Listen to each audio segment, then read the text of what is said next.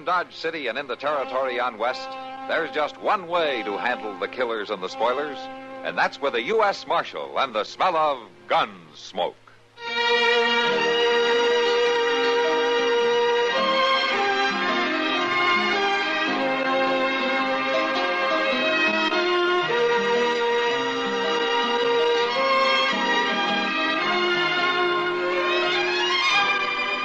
Gunsmoke, starring William Conrad, the story of the violence that moved west with young America, and the story of a man who moved with it.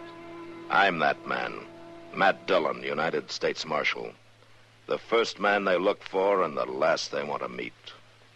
It's a chancy job, and it makes a man watchful and a little lonely.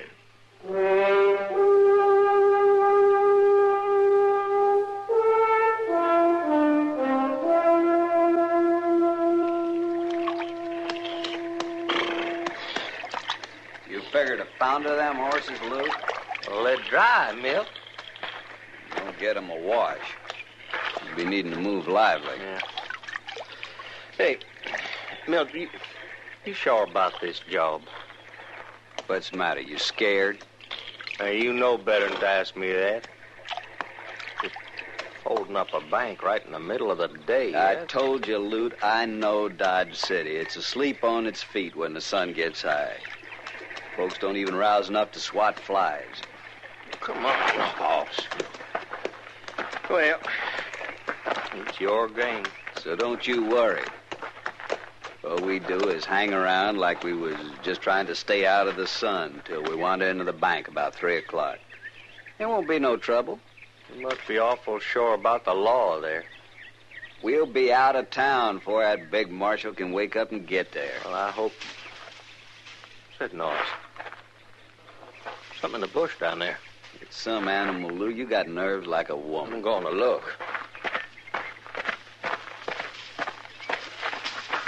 Hey, you there. Don't you move. No. All right. Who you got, Lou? Somebody sneaking through the brush. What are you doing here, mister?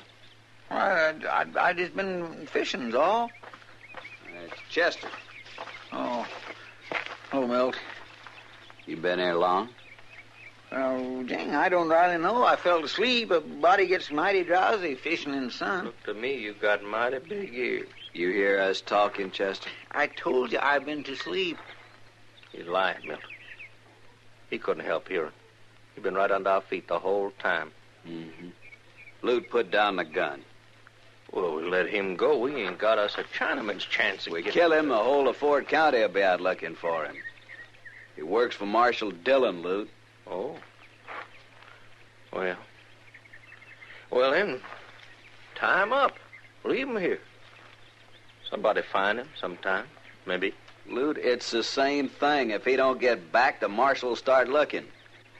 He might start looking just the wrong time. You can just bet he'll start looking. I'm supposed to be back there at the office at noon, and Mr. Dillon ain't want to just sit around I and still wait. say our best bet is just to kill him. Now, wait a minute. And then maybe we can use him. You're a pretty good friend of the marshal, ain't you? Mr. Dillon's my best friend, and I'm proud of it. Why? You see a lot of the folks he sees, don't you? Like the doc, for instance. That woman, the one at the Long Branch. Well, I see Doc and Miss Kitty. Of course I do. What are you getting at anyway? Well, it just seems to me like maybe you wouldn't want to see nothing happen to them. To any fault of yours, that is. Just a minute here. You wouldn't want somebody to take a shot at one of them while they was walking down the street, would you? Why, no. Of course, I wouldn't want to do it if I didn't have to. But you're the one who's going to make me decide if I have to. Now, you listen, Milt. I ain't going to have nothing to do with shooting Doc or Miss Kitty. Then you better do what I say. What you I'm trying better see that the marshal's out of town this afternoon at 3 o'clock. A good long way out of town. Why, I can't do that. You'll do it. You'll do it, or you'll have one or two dead friends. And I don't ever talk idle. Not about shooting, he don't. So it wouldn't be healthy for the marshal's friends if you was to tell them what you heard out here, you understand? Yes, sir. Reckon I do. All right. Go on now, get your horse and head back to town. And you and the marshal had better be a long way off at 3 o'clock.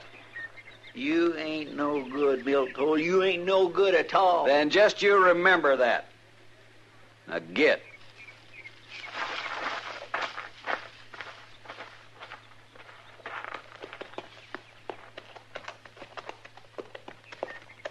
You think he'll really do it? Get the marshal out? Sure he will. He's too scared. Anyway, he hasn't got enough sense not to.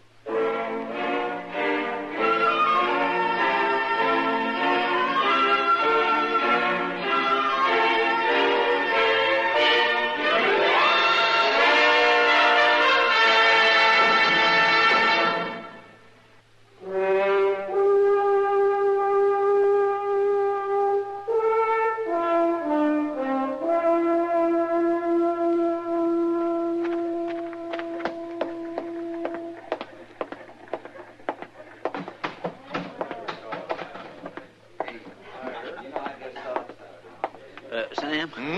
Sam, I gotta find Miss Kitty quick. Well, she's right over there, Chester, over at that table. Oh, thank you.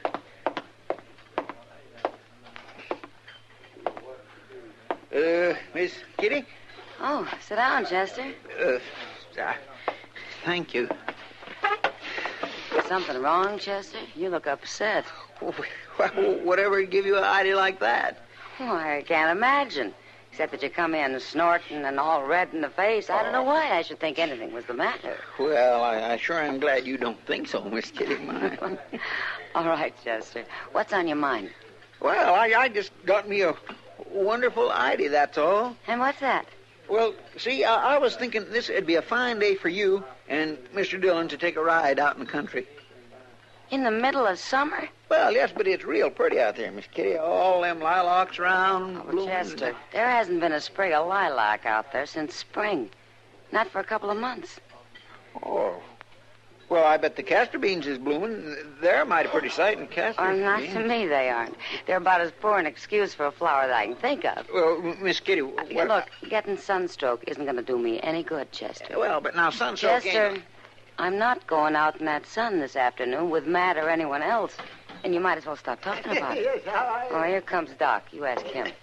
Hello, Kitty. Chester. Hello, Doc. Hello, Doc.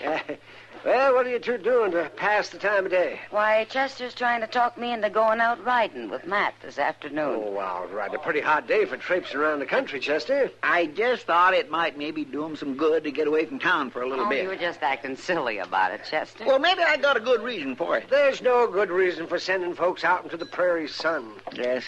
Well, if you was as smart as you think you are, you'd go along, too. Oh, for heaven's sakes. Don't worry, Kitty. I'll take Chester off your hands. Come on, Chester. Come on. Let's have a bite of food. It's getting toward noon. Well, maybe you'll feel better after you have something to eat, Chester. Miss Kitty, food ain't got Come on, Chester. Goodbye, Kitty. Goodbye, Doc. Some other time, Chester. Another time ain't the same thing. Well, I sure did try. Yes, it seems to me you tried too hard. Doc, I thought you folks were supposed to be my friends. You ain't got no call to act so smart alecky and stubborn. You know, it sounds like you got a touch of the sun yourself. Where have you been this morning, anyway? Fishing. Fishing? I always thought that was supposed to calm a man down. What happened to you? Nothing. Hey, Doc. Doc, have you got somebody real sick out in the country? You driving out there this afternoon, maybe? Well, not that I know of now, but it could happen. It seems some of the biggest belly aches come on the hottest days. Sure, they do not. Now, I expect that can be mighty worrying, can't it? Well, what do you mean? All that driving by yourself. It seems a body should have some company. Oh, Chester, if you think I'm going to go back there and try to get Miss Kitty to go driving with me this afternoon, you're... No, Doc. No, you told me yourself it wouldn't be good for Miss Kitty. I ain't thinking about a thing like that. All right, then. I was thinking it might do Mr. Dillon some good to get off with you this afternoon. Oh, now, Chester... Well, he could even help you, like lifting a sick person up or holding him down. Oh, Chester, you stop this nonsense right now. Just what is it that you've got on your mind? Nothing. You've got some reason for wanting Matt out of town. Now, is that it? No, Doc, no, it ain't nothing like that. All right. Let's hear no more about it. Well, come on in here. Come on, let's get some food. Yeah, no, I ain't got no time to eat, Doc. I'll see you later. Good, but wait, where are you going, Chess? Oh, my, that boy. What in the world's the matter with him?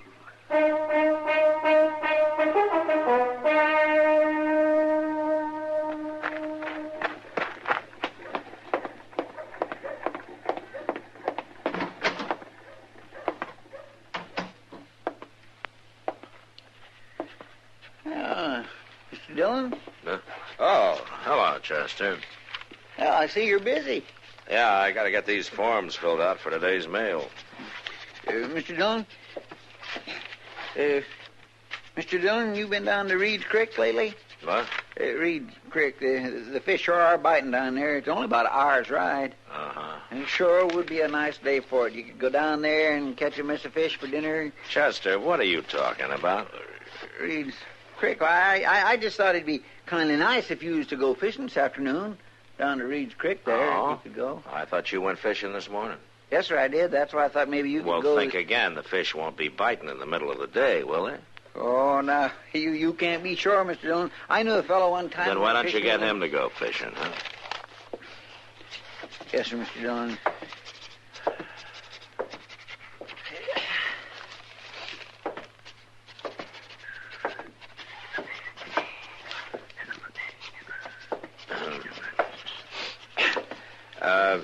Chester, Yes, sir.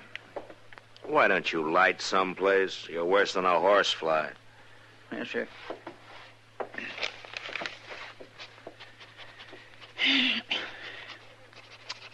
I hear they're bringing in some new stallions out to Lem Bridges' place there. New stallions out there. Mighty fine pieces of horseflesh, they tell me. Some stallions. Make a nice little ride this afternoon to go out there and Chester. see them. Yes, sir. I'm not going fishing. I'm not going out to Lem Bridges' place. I'm not going any place but to Hayes City, and I'm late right now. What'd you say? I'm going to Hayes City, and that's all. Oh, hey, you're going... Now, do you think maybe you might stop talking just long enough to take these envelopes to the post office for me? I got to get going. Oh, yes, sir, I sure can, Mr. Dillon. Yes, sir, yeah, I sure can. Mr. Dillon? Yes, what is it now? Mr. Dillon, I just want you to know, well, if anything was to come up while you're gone, I sure would do my best to take care of it. Yeah, sure. I don't want to worry you none. I'll handle things. Sure, Chester, I know. Reckon I'll say goodbye. All right, Chester, goodbye. Mr. Dillon, I'd kind of like to shake your hand if it's all same to you. Chester, will you get on down to the post office with those letters, will you please? Huh? Yes, sir. Yes, sir, I'm going. Bye, Mr. Dillon.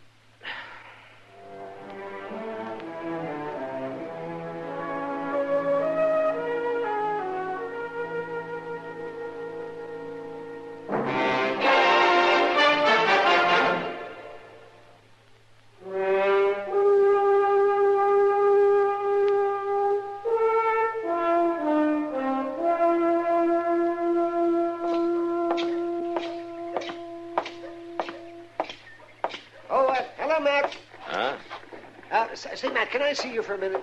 Sure, Doc. Yeah, walk along with me to the stable. I'm on my way to Hayes City. Yes, that's what I wanted to see you about. Did Chester talk you into going there? Talk me? No, Doc. I got government business down there. Why? Well, he's been working at getting you out of town all day. Oh? He just had his mind set that you'd get out of town. Well, why? Well, I don't know, but he was at Kitty about it before noon. He wanted her to get you to go for a ride in the country. I bet she fixed that in a hurry. She sure did. A summer afternoon's ride somehow didn't seem to appeal to her. And then Chester started to work on me. On you? Yes, he thought it'd be nice if you'd spend the afternoon riding around with me in my buggy. Even Chester isn't that crazy. You know, but something sure eating him. I just passed him in the alley behind the bank, and he's sure not himself. Now, what do you mean? And he's got 2 guns strapped on him. 2 guns? That's right. And he's acting like the life of everybody in town depended on him. So what do you think, Barrett? I don't know, Doc. There's one thing sure. What's that? I guess it really is important to Chester that I get out of town.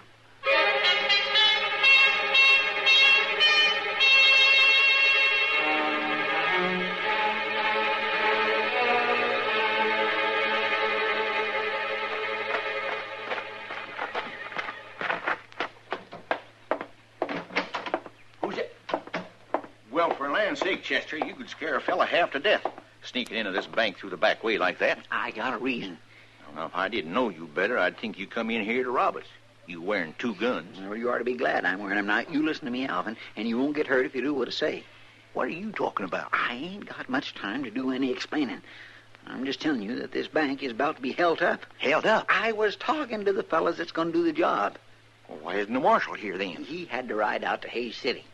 You mean you knew the bank was going to be held up and you let the marshal ride out of town? I had to do it, Alvin. Look, I come to take care of things. Now, you do like I say. You go right on up front there like nothing was happening, and I'll carry you from back here. I sure you hope you know what you're doing. You don't need to worry none. I got you covered. And I got you covered. Now drop them guns. Loot. Wait, mister, now. You drop them. It was real smart to get the marshal out of town. I seen him ride out. But you should have quit when you was ahead. Oh, I should have had more sense. I should have told him. Milt's out front waiting. You just stand easy till he gets in here, you hear? 'Cause I got this gun right spang in your back. I tried to be so blame smart. Doggone it, I should have known. That's out front. Milt! Get the floor, Chester! Mr. Dillon!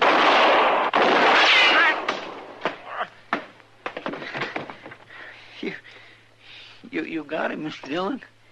Yeah. Only 'cause you jolted his gun hand.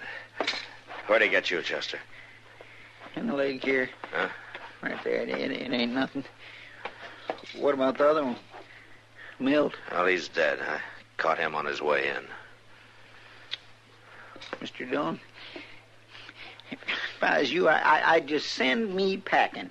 Oh? Yes, sir, I sure would. Oh, it ain't as though I didn't mean well and wasn't trying to work things right, like getting you out of town because they said they'd shoot Doc or Miss Kitty if you was here. Oh, so that's it. Well, I figured you had a reason. Well, yeah, but I just ain't a thinker, Mr. Dillon. Now look what happens when you... But you ain't out of town, are you? How come you ain't? Well, I heard that you were marching around wearing 2 guns. You did? Yeah, so I figured I better stick around if I didn't want you to take over my job. Oh, Mr. Dillon,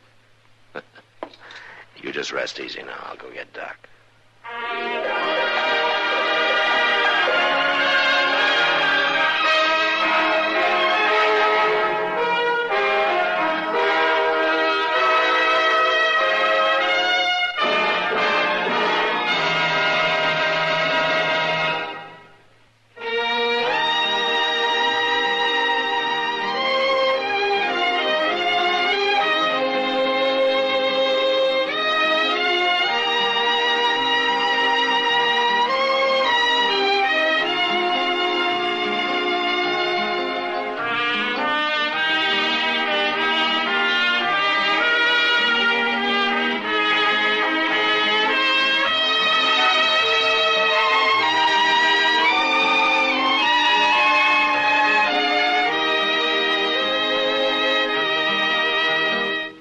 Gunsmoke, produced and directed by Norman Macdonald, stars William Conrad as Matt Dillon, U.S. Marshal. Featured in the cast were Parley Bear as Chester, Howard McNear as Doc, and Georgia Ellis as Kitty. George Walsh speaking. Join us again next week for another specially transcribed story on Gunsmoke. This is the United States Armed Forces Radio and Television Service.